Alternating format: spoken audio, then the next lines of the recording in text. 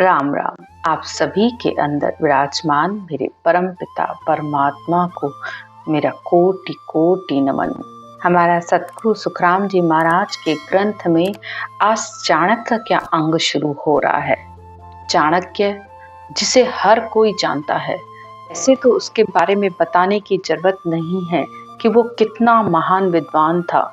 विद्वान होने के साथ साथ वो धर्म, कर्म, राजनीतिज्ञ, कूटनीतिज्ञ, अर्थशास्त्र सबका ज्ञान था। उसे उसे सबसे ज्यादा चतुर विद्वान माना जाता है।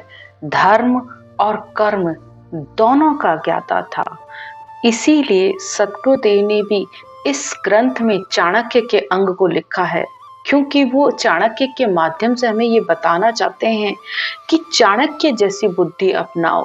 जब धर्म का कार्य कर रहे हो तो पूरी तरह धर्म का कार्य करो, और जब आत्मा की मुक्ति का कार्य कर रहे हो तो आत्मा की मुक्ति के लिए ज्ञान अलग होता है। तो धर्म करने में और मुक्ति मार्ग, ये दो अलग अलग है संसार में मार्ग। अगर आप सिर्फ धर्म और पुण्य करके सोच रहे हो कि मेरी मुक्ति हो जाएगी, तो नहीं होगी। और सिर्फ मुक्ति के मार्ग पर चलकर अगर आप ये सोच रहे हो कि मैं देवताओं को नकार दूं, मैं धर्म पुण्य का भी कोई काम नहीं करूं, तो आपका तब भी कल्याण नहीं होने वाला। क्योंकि 3 लोक की मर्यादा भी जरूरी है और साथ में चौथे लोक की मर्यादा भी जरूरी है। 3 लोक का कार्य शरीर से करो और चौथे लोक का कार्य इस आत्मा से करो। आत्मा को मुक्ति चाहिए, शरीर को मुक्ति नहीं चाहिए। शरीर को तो शरीर का सुख ही चाहिए होता है, और शरीर के सुख के लिए संसार में ये वेद और शास्त्र बने हैं। वेदों और शास्त्रों से जो लोग मुक्ति मानते हैं, उन्हें एक बात तो समझने की जरूरत है कि हाँ, उसमें भक्ति मार्ग बताया गया है, परमात्मा की सराहना बहुत की गई है, लेकिन सबसे ज्यादा वेद इस सृष्टि को बसाने के लिए बनाए गए हैं। इस मनुष्य को कैसे सुख की प्राप्ति हो, ये मनुष्य संसार में कैसे इस सृष्टि की व्यवस्था हो, उस सब का ज्ञान है। उसमें अनेकों मंत्र हैं, अनेकों ही ज्ञान ध्यान की विधियां हैं, जिससे मनुष्य को कैसे सुख प्राप्त हो सके। लेकिन उसमें जो मुक्ति का मार्ग बताया गया है, वो बहुत ही सूक्ष्म तरीके से है। इतनी आसानी से हर कोई उस बात को नहीं समझ पाता है। तो इस चाणक्य के अंग में सद्गुरुदेव ने उन्हीं सारे ज्ञानों का भी वर्णन किया गया है कि वेदों का ज्ञान क्या है, यानी सृष्टिकर्ता का ज्ञान और सत्स्वरूप का ज्ञान, इन दोनों में क्या अंतर है, इसका भी इस ग्रंथ में पूरा वर्णन है। तो ज्ञान में भी चाणक्य बुद्धि रखो, ज्ञान को भी चाणक्य की तरह बुद्धि का इस्तेमाल करते हुए समझने की कोशिश करो कि चाणक्य जब वह घर का कार्य करता था तो वह घर का दीपक जलाता था, और जब राज कार्य करता था तो राज का दीपक जलाता था। यानी राज कार्य के लिए वो राज का ही दीपक जलाता था। अब यहाँ दीपक का मतलब ज्ञान से है कि ज्ञान से संसार में बुद्धि और विवेक लगाकर चलो। यानी ज्ञान इंद्री से ज्ञान के लिए काम में लो, और कर्म इंद्री से कर्म के लिए काम में लो। यानी परमात्मा ने हमें 5 ज्ञानेंद्रियां दी हैं, 5 कर्मेंद्रियां दी हैं, 4 अंतःकरण दिए हैं। तो इन सबको समझने की कोशिश करो कि ज्ञान को समझने के लिए आंख, नाक, कान, जीभ, त्वचा, इसका इस्तेमाल करो।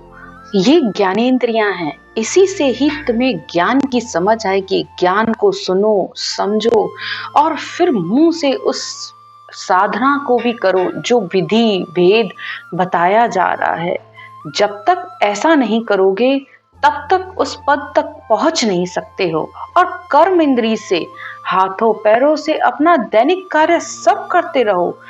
दोनों का इस्तेमाल करते हुए आप ईश्वर की प्राप्ति कर सकते हो। यानी आप भक्ति करते हुए गृहस्थ का कार्य भी कर सकते हो, और गृहस्थ के कार्य से कोई आपके ज्ञान या भक्ति में कोई बाधा नहीं आती है। दोनों को अलग अलग रख के करो ना। इस शरीर से शरीर के कार्य करो और आत्मा से भक्ति का कार्य करो, तो आपको सहज में ही ईश्वर की प्राप्ति हो जाएगी। तो गृहस्थ में रहकर जब आप भक्ति करोगे तो इस आत्मा पर वैराग्य आ जाएगा, और आत्मा पर वैराग ही आना चाहिए। शरीर के वैराग से कोई मतलब नहीं है। आप 2 कपड़े पहनो या 4 कपड़े पहनो या कुछ ना पहनो, उससे कोई फर्क नहीं पड़ने वाला है। वैराग, सच्चा वैराग आत्मा पर आना चाहिए। मुक्ति आत्मा को चाहिए, मोक्ष आत्मा को चाहिए। शरीर को मोक्ष नहीं चाहिए होती है। शरीर तो जब आप हर बार जन्म लेते हो, हर बार कोई ना कोई आपको शरीर मिल ही जाता है, लेकिन इस शरीर से किए हुए कर्मों का भुगतान आत्मा को भोगना पड़ता है। तो मुक्त आत्मा को करना है, वैराग आत्मा को दिलाना है।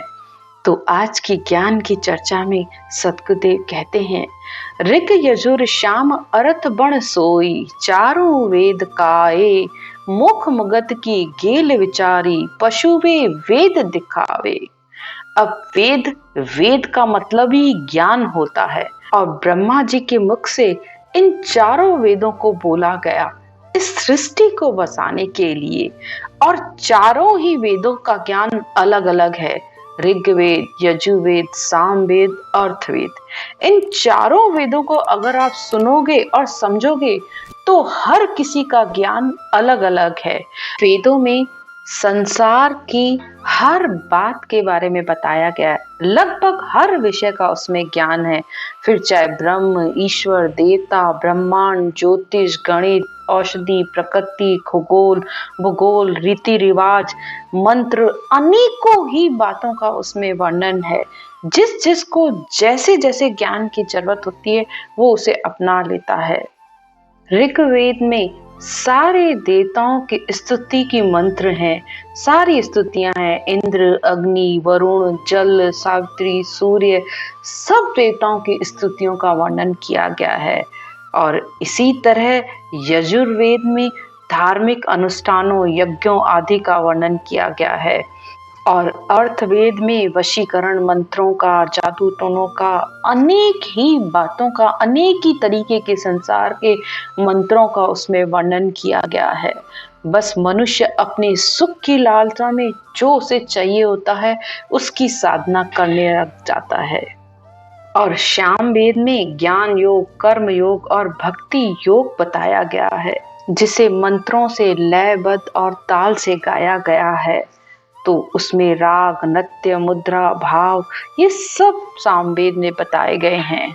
तो यहाँ ये बात बताने का सबसे बड़ा मतलब ये है कि हम करना तो भक्ति चाहते हैं, मिलना परमात्मा में चाहते हैं, लेकिन हम ज्ञान कौन सा अपनाते हैं?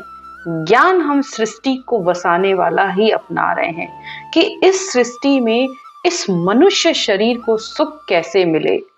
भक्ति जबकि आत्मा के लिए की जाती है, और आप चाहते भी वही हो कि ये आत्मा परमात्मा में मिलकर एक हो, आनंद में रहे। लेकिन ज्ञान आप जाने अनजाने में संसार का ही ले रहे होते हो, क्योंकि संसार का में घर घर में वेदों का ज्ञान है, तो बस वही मानकर आप चलते हो। लेकिन सुरगुण और निर्गुण के ज्ञान में अंतर है। जैसे सुरगुण शरीर और निर्गुण आत्मा, तो सरगुण को सरगुण का ज्ञान चाहिए होता है, यानी शरीर के सुख के लिए आप जो चाहिए करिए, सब कुछ करिए, जो भी देवता अर्चन, पूजा, धर्म, पुण्य, दान, यज्ञ सब करिए, क्योंकि इस सृष्टि में रहने के लिए ये धर्म ज्ञान भी हमें बहुत जरूरी है। और लेकिन परमात्मा प्राप्ति के लिए आपको सत्स्वरूप केवल ज्ञान को ही अपनाना पड़ेगा, और इस आत्मा के लिए और आत्मा की मुक्ति के लिए तो सिर्फ केवल ही ज्ञान ही है। तो ये है चाणक्य बुद्धि कि धर्म ज्ञान में और ब्रह्म ज्ञान में अंतर करते हुए इस आत्मा को मुक्ति मार्ग पर ले जाइए। आगे सतगुरुदेव कहते हैं, श्रोता वक्ता पंडित जोशी, भूल रहा जग माही, डाला पान फूल फल सेवे, गौड़ बीज की गम नाही। अब बीज यानी मूल क्या है, तत्व क्या है, इसकी जानकारी नहीं है। संसार में सुनने वाले, बोलने वाले, पंडित, जोशी सब करनियों से फलों की प्राप्ति के ज्ञान को ही प्रधानता देते हैं। सारा संसार देवताओं और अवतारों की भक्ति करके और उससे सुख की प्राप्ति करता है, और धन संपत्ति परिवार ग्रस्त का सुख मिल जाने पर उसे लगता है कि बस मेरे ऊपर परमात्मा की दया है, मेरे ऊपर परमात्मा की कृपा है, और वो इसी में ही खुश होकर समझता है कि मेरी भक्ति पूर्ण है। तो ये मूल, ये ब्रह्म ज्ञान, ये केवल ज्ञान नहीं है, और ना ही इससे आत्मा की मुक्ति होने वाली है। तो आत्मा की मुक्ति के लिए केवल ज्ञान को समझिए कि ज्ञान क्या कह रहा है। अगर सिर्फ वेदों के ज्ञान की बात की जा रही है और केवल ज्ञान की बात नहीं की जा रही है, तो भक्ति करते हुए भी आप अधूरे रहेंगे। जैसे बाजी देख जगत सब भूली, धन ले गाठ चढ़ावे, जन सुखराम बुद्ध बिन मूरख, बाधी नाम सरावे। अब बाजीगर की भाजीगरी देखकर सारा संसार खुश होता है। जैसे आप एक फिल्म देखने गए, आपने अपना समय भी दिया, अपना धन भी दिया, और फिर उसकी वाहवाही भी करते रहते हो, जिससे कुछ भी हासिल होने वाला नहीं है। आपको अंदर से अच्छे से पता है कि वो सब कुछ झूठ है, लेकिन फिर भी आप उसकी वाहवाही करके खुश होते रहते हो। तो इसी तरह मूर्ख व्यक्ति भी इस संसार की माया को देखकर बस खुश होता रहता है और सराहना करता रहता है। यानी परमात्मा की इस बनाई हुई सृष्टि को अच्छे से ज्ञान से समझता है कि ये सब कुछ झूठ है, सब कुछ एक दिन खत्म हो जाने वाला है, लेकिन फिर भी अपने मन के वश होकर, अपनी बुद्धि के वश होकर वो इसको सत्य समझता है, और इसको बनाने वाले को ही सत्य नहीं समझता है। यानी जिसने इस सृष्टि को बनाया उसी को ही नहीं समझता है कि वो सत्य है। माया घेर्यो जीव को बहुविध कला बढ़ाए। यानी इस माया ने पूरे संसार को ऐसे घेर रखा है, अनेक तरीके की उसने कलाएं और विधियां बना रखी हैं, लेकिन मनुष्य समझ ही नहीं पाता है और इस माया के वश हो जाता है। तो संसार में चाणक्य बुद्धि का इस्तेमाल करो। आज की चर्चा यहीं तक। राम राम।